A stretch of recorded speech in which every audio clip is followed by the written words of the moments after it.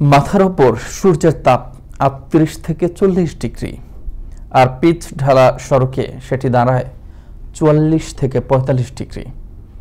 এমন গরমে সবার বিশ্রামের সুযোগ থাকলেও সড়কের দায়িত্বে অনড় ট্রাফিক পুলিশের সদস্যরা তপ্ত রোদে ঘন্টার পর ঘন্টা দায়িত্ব পালন করে হাঁসফাঁস অবস্থা তাদের।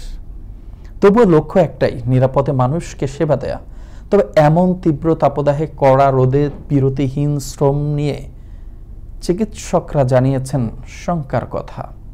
এভাবে দীর্ঘ সময় ধরে কাজ করলে হিট স্ট্রোক থেকে শুরু করে নানা রোগের আশঙ্কা রয়েছে ট্রাফিক সদস্যদের। তাদের এমন সেবা নিতান্তই প্রশংসার দাবি রাখে, এমনটাই মনে করছেন জনসাধারণ। কিশোরগঞ্জ জেলার ট্রাফিক বিভাগে সার্জেন্ট থেকে কনস্টেবল পর্যন্ত রয়েছেন মোট ৫০ জন সদস্য। পার্বণ বলেন, বিভিন্ন প্রোগ্রাম বলেন, রাষ্ট্রীয় অনুষ্ঠান বলেন, সেই প্রোগ্রামে আমরা নির্বিঘ্নে দায়িত্ব পালন করা যায়। সকলভাবে যেন যানজট নিরসন করতে পারি এবং কি তার নির্দেশক্রমে আমরা রোদ বৃষ্টি যাই হোক না কেন আমরা সঠিক সেবা দিয়ে যাচ্ছি এবং জনগণ শহরের সকল শ্রেণী নাগরিক যেন তাদের গন্তব্যস্থল সঠিকভাবে যাইতে পারে।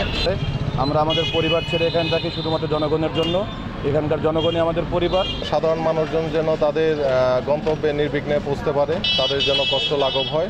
জনগণের সেবা দিয়ে যাচ্ছি, এটা করে যেতে হবে।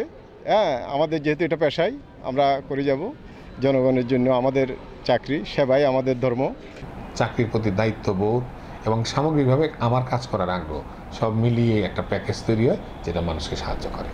১-২ ঘন্টা গ্যাপ করে যদি বিশ্রামের ব্যবস্থা থাকে তাহলে আমার মনে হয় একটু কিছুটা ঝুঁকি এড়ানো সম্ভব।